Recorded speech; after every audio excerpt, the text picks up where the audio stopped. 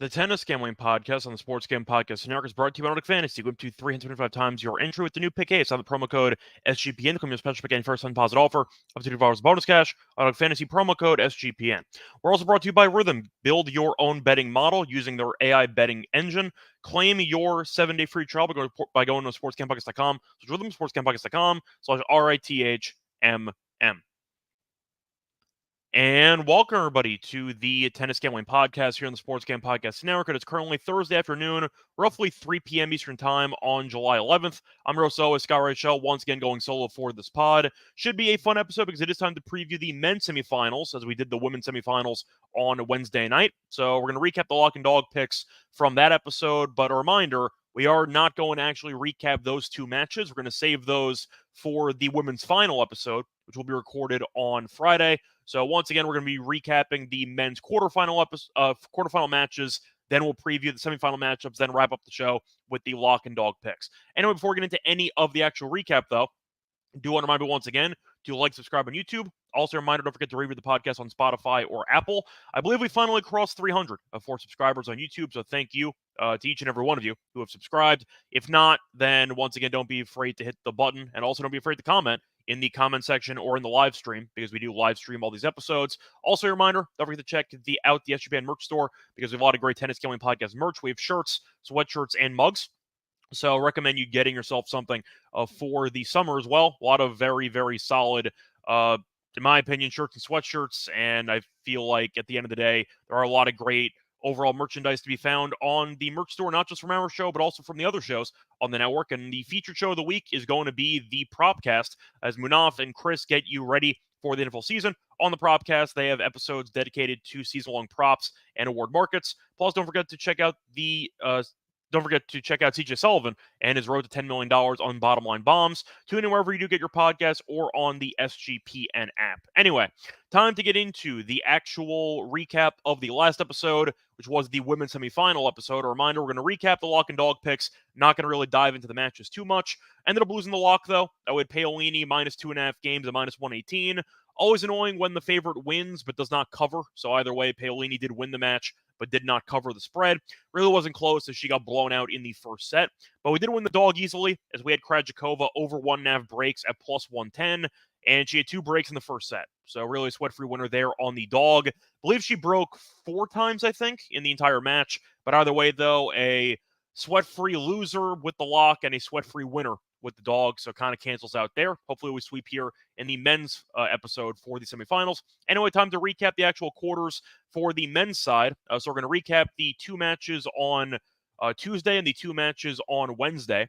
Starting off with the Tuesday matches, overall they were entertaining. The issue was they had both matches at the same time, which I can rant about in a second.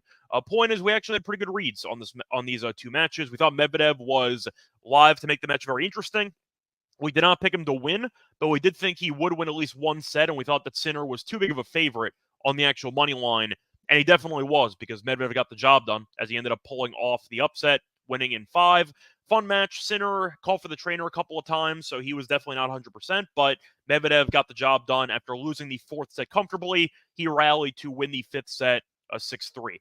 As for the other matchup, we had Alcaraz and Paul. We did like the over 3.5 sets. We included it in our dog pick, and of course that ended up winning. Thought Paul would keep the match competitive, but thought that Alcaraz would win, and that's what happened.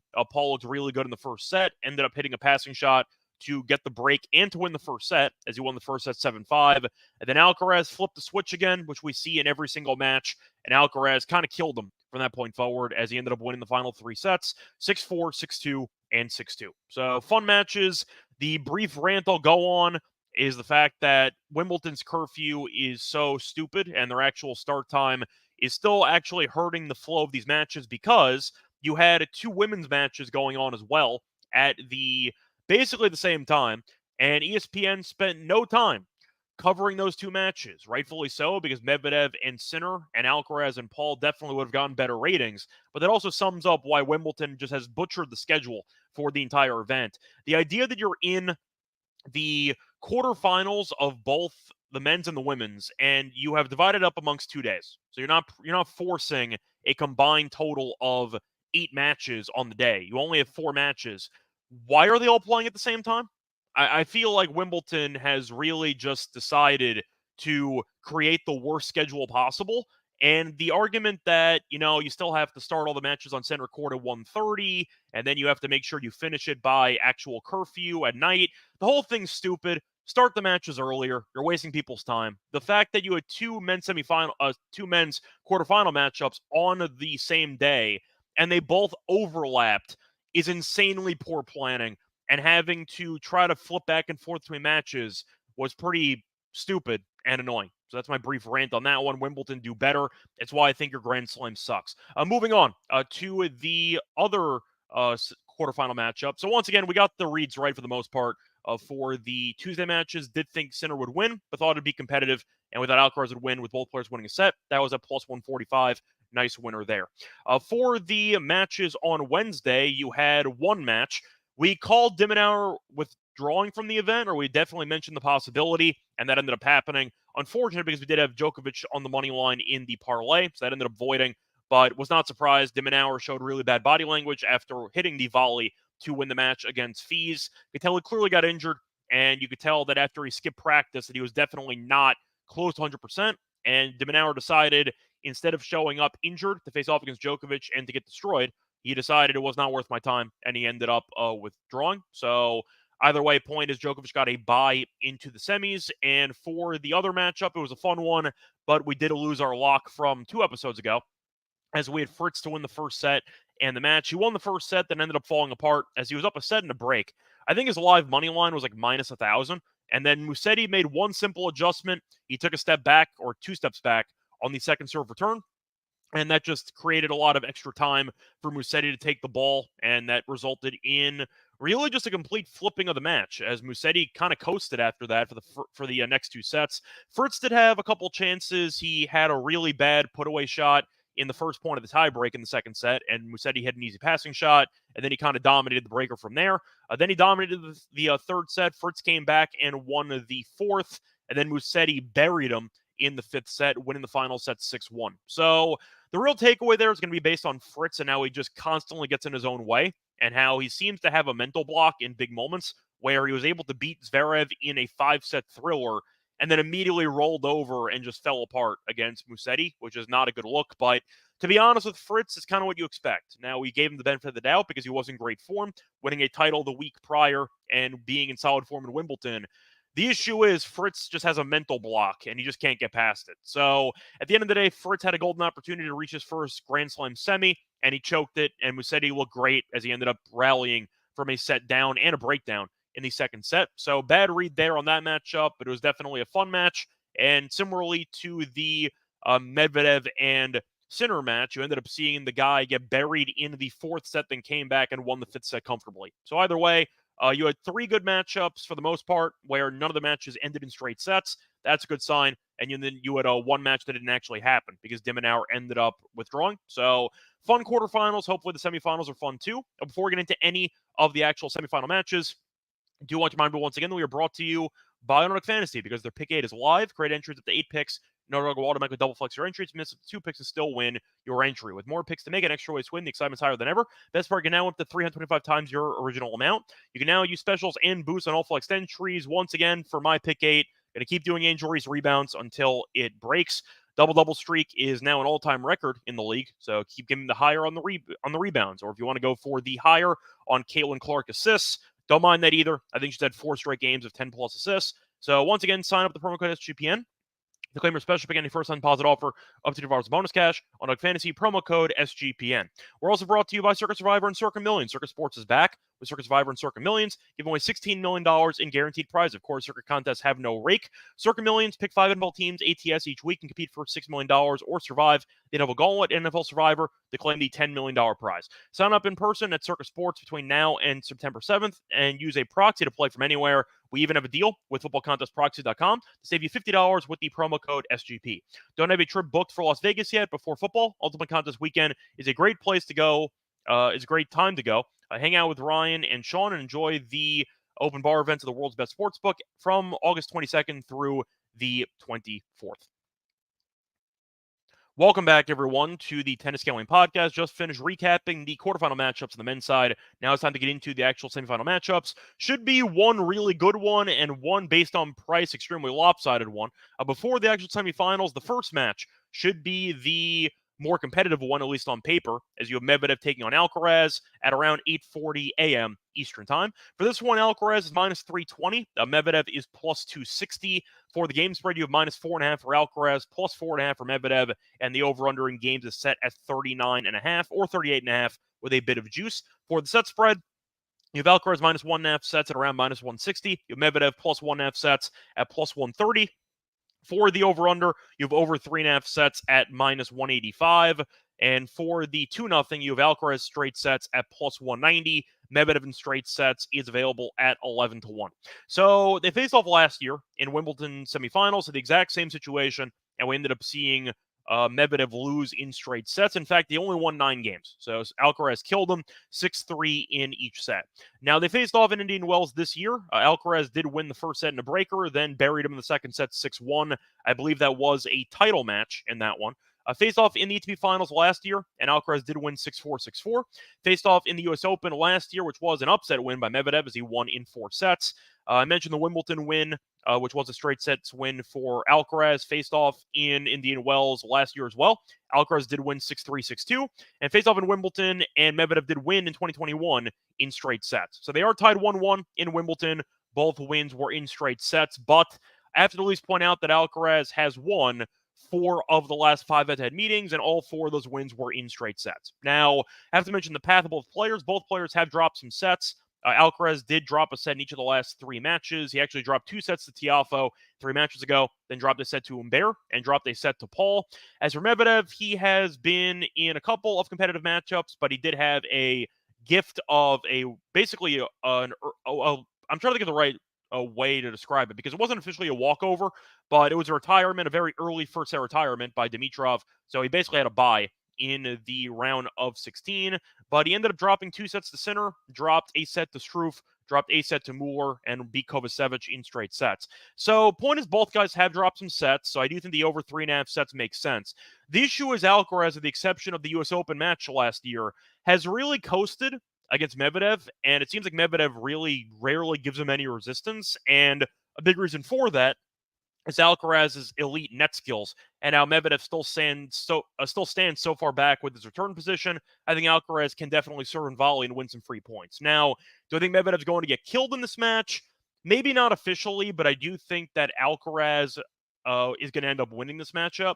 I just think he has too many, I'd say, areas of just skill that are going to give Medvedev problems. I think that Alcaraz can force him to play extremely defensively. I think that Medvedev's double faulting could be an issue. I think Alcaraz can definitely attack Medvedev's second serves. And I do think that Alcaraz once again, his approach shots with his willingness to come forward can really keep Medvedev on the back foot and can help end points early. So I think Alcaraz is going to win, and I think it's actually a good matchup for Alcaraz. Now, I think Medvedev's going to win a set. I think that he is probably going to look a lot more competitive in this one than he did last year. But I think Alcaraz is just too good at this point, and it seems like every match is kind of the same for Alcaraz in this event. Even when he does drop sets, eventually Alcaraz does flip a switch, and when he does, nobody can touch him. It's been the story of the last 3 rounds. So with that being the case, I do think Alcaraz will probably win in 3 or 4. I'm going to lean 4. I'll give Medvedev 1 set, but I think Alcaraz at some point will flip a switch. I think Medvedev's going to, at various points, just struggle to keep his composure. And I do think that Alcaraz will eventually just get the job done. And if I had to guess 4 sets. So give me Alcaraz to win. I don't mind the games at 4.5, but I do think that Alcaraz probably gets the job done. You might get a breaker in there, but I do think Alcaraz will, for the most part, be in control of a decent portion of this matchup. Maybe Medvedev can make it interesting, but I do think that Alcaraz will once again flip a switch, and Alcaraz will, at that point, be able to pick apart Medvedev's defense en route to a nice win. Moving on to the second match, you have a matchup between Djokovic and Musetti. Musetti is the most surprising guy to be here in the semis, and the odds makers are shocked he's here because they're expecting Djokovic to kill him. Djokovic is around minus 700. Mussetti's around plus 520. For the game spread, you have 6.5 for Djokovic, minus 6.5, and you have plus 6.5 for Musetti. For the over-under, you have around 34.5 or 33.5. For the set spread, you have Djokovic in straight sets at a little bit of plus money, but if you shop around, there are a couple minus prices as well. So once again, shop around, try to find yourself a plus money play if you are going to go with straight sets for Joker. And for the over-under 3.5 sets, you do have over 3.5 sets at minus 105. The under is minus 125. And for the actual head-to-head meetings, Djokovic has been pretty good in the meetings. However, they have faced off 2 times in Grand Slams, both in the French Open, and both did go to 5 sets. Now, they faced off this year, actually, in the French Open, and Djokovic lost 2 out of the first 3 sets. Then he ended up dropping 3 sets in the last 2 sets, 3 games, in the last 2 sets combined. Faced off in the French Open a couple years ago in 2021, and Djokovic did win the last 2 sets 6-1, 6-0, and then Musetti retired down 4-0 in the third. So the point is Musetti has actually done well against Djokovic in Grand Slams before. However, both of those were on clay, which is Djokovic's worst surface, and I do think that on the hard court or grass courts, Djokovic should fare better against them. They have faced off 2 times on hard court, but both in 2022 in Paris and in Dubai, and Djokovic won in straight sets both times and did not drop more than 3 games in any of those 4 sets. So the point is Musetti has had some success against Djokovic, but that was mostly on clay, if not all on clay. And with Djokovic having a bye in the quarterfinals, I think that's going to give his knee some extra rest. And he did look great against Rune in the round of 16 matchup right before it. Djokovic did drop some sets early in the tournament against Fernley and against Papirin. But I do think that the time off and his dominant performance against Rune tells me that he's in great form. Musetti, I think, has been playing great tennis. He does drop sets all the time, though. He has dropped at least 1 set in, I believe, 12 of his last 13 matches. So with that being the case, I do think that Djokovic should look pretty comfortable. I think he's going to win. I think Musetti's not going to beat him, obviously. The question is, I think Musetti can take a set. I think he can if he serves well enough. The issue is he also has a knee wrapped in the 5th set against Fritz. Now, he showed no ill effects to it because he won 6-1 in the final set, but I do question if Musetti's serve is going to be a little bit iffy, and Fritz did challenge in a lot of those return games. But I think that Musetti, at the end of the day, is going to struggle to hold serve against Djokovic regularly. I think Djokovic will be able to take advantage of Musetti's deep return position if he decides to go back to it. That was the main adjustment he made against Fritz, where he was returning a bit too shallow in the first set, and Fritz was able to hold serve easily. Then in the second set onward, he made the adjustment, and Fritz really has okay volley skills, but chooses not to volley. And Musetti was able to take a step back and not feel any of the consequences. Djokovic will come forward and volley if he needs to. He'll sprinkle in some serve and volley tactics. Did it against Rune a couple of times in that round of 16 match. So I do think that Djokovic is going to win this match, probably in straight sets if I had to guess. Musetti might win 1, but I'm not going to overreact to the competitive matchup they had in the French Open because Musetti is very comfortable on clay.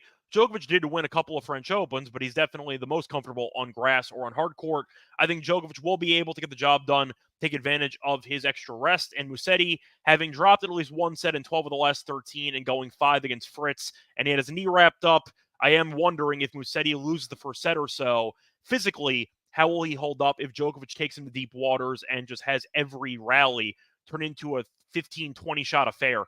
I think Musetti eventually is going to struggle to actually maintain his composure, and I think that Djokovic will be able to serve well and return well enough to win this one in straight sets personally. So I might go with a bit of a hot take there. I think some people are expecting Musetti to win a set or 2. I'm not going to. Give me Djokovic in straight sets to make it to another Wimbledon final. So no shock, I am picking a rematch of last year's final. Give me Alcaraz versus Djokovic part 2 in the next couple days. Anyway, that's going to wrap it up for the actual semifinal matches. And now it's time for the lock and dog picks. But before getting to any of that, do want to remind you once again, they are brought to you by Rhythm, because Rhythm is a great place to go to help you with your player props, because Rhythm's the go-to sports betting tool that transforms complex data into actionable insights, empowering bettors with smarter, data-driven decisions. Unlike other platforms, Rhythm combines predictive analytics with an intuitive user experience, making betting both easier and more enjoyable. The predictive model was born from the brains of MIT data scientists and quants with over 3 years of data to help drive you to better AI-backed decisions. Rhythm projections have also been great recently in WNBA and golf. Claim your free trial. Your 7-day free trial by going to sportscamppockets.com/rhythm, sportscamppockets.com/RITHMM. Welcome back, everyone, to the Tennis Gambling Podcast. Just finished recapping the quarters and previewing the semifinal matches on Friday. Now it's time for the lock and dog picks. Did one play from each match. The lock's going to be from the Alcaraz match, and I am going to go with something a bit juicy, but it does go under that 160 threshold. I am going to go with Alcaraz minus 1.5 sets at minus 157. Alcaraz has won 4 of the last 5 head-to-head meetings, and all 4 wins were in straight sets. Alcaraz, despite dropping some sets in this event, has flipped a switch constantly, and when he does, he runs through the competition. Medvedev, I do think, is going to look better than he did in the semifinal matchup last year, where Alcaraz did win in straight sets. But I do think that at the end of the day, Alcaraz is too talented. Medvedev is going to possess some challenges, but I think Alcaraz has the shot making to hit past Medvedev's defense, and I do think Alcaraz will serve and volley a lot in this matchup, which should result in a lot of free points. Medvedev can be a bit stubborn with his return position, and that has definitely played into Alcaraz's hands in the past. But simply put, I think Alcaraz might drop a set in this matchup. I don't see it going 5, and I am picking Alcaraz to win. So that being the case, give me Alcaraz minus 1.5 sets at minus 157 as my lock. For my dog, I am going to go to Djokovic in straight sets at plus 107. I found minus 112 in a couple books, but I did find plus 107 on BetRivers. So with that line disparity, I'm going to take it. Djokovic has played 4 sets against Musetti that were not on clay, and all of them ended with a Djokovic win in less than 10 games. So Djokovic has owned Musetti when they have not played on clay, and I do think Djokovic should have looked extra sharp and rested since he did not play in the quarterfinals, as he had a walkover since de Minaur got injured. So with the extra time off and with how comfortable he was able to look against Rune, I think he's going to coast here. I think Musetti is once again showing that he's a very talented player who is better on grass than I thought he was. But Musetti, I do think, is going to struggle to actually just break through the brick wall that is Djokovic, and I do think Djokovic will have a better answer to the Musetti backhand slices. Fritz really struggled in that area. Djokovic can volley better than Fritz can. He can hit his spots on the serve, mostly return game-wise. I think Musetti is going to constantly battle with his holds, and I do think that Djokovic will break at least one time per set, maybe multiple times. So with that being the case, I do think maybe a breaker can happen, but I think Djokovic is the better grass player by a mile. He's won Wimbledon in an insane amount of times in his past, and I do think Musetti, playing his first ever Grand Slam semi, might struggle with his nerves. But give me Djokovic to win in straight sets here. Musetti's also going to be a bit fatigued, having dropped at least 1 set in 12 of his last 13 matches, including a 5-setter against Fritz in the quarters, and he had his knee taped up, which you have to wonder will impact them in the later sets. So that being the case, I am going to go Djokovic in straight sets. Give me the best player of all time in Wimbledon, his backyard, basically, to get the job done at a plus money price. It's a good way to reduce the juice, too. I think FanDuel had like minus 800 on the money line, so you can get a minus 800 favorite at plus 107, which I find very appealing. So I'm going to go with that as my dog. So once again, my picks for the show, the lock's going to be on Alcaraz minus 1.5 sets at minus 157, and the dog will be on Djokovic straight sets at plus 107. Not going to reinvent the wheel here. Give me the rematch of last year. I think Alcaraz and Djokovic are the 2 best players in the event, so I'll back that as my plays. A reminder for the next episode, we'll be back for the women's final between Krajikova and Paolini. Definitely not what you expected when the tournament started, but women's Wimbledons have been kind of insane ever since Barty won and then retired. So with that being the case, expect another episode, a couple episodes this weekend for the women's final and for the men's final. Women's final will be on Friday after the men's semifinal matches conclude, and then we'll end up doing the men's final episode on Saturday. Either way, though, until next time, find me on Twitter at Reichel Radio, find me on the NBA show, find me on the MLB show, find me on the WNBA show as well. Until next time, good luck to all of you and all of your bets. Bye, everyone.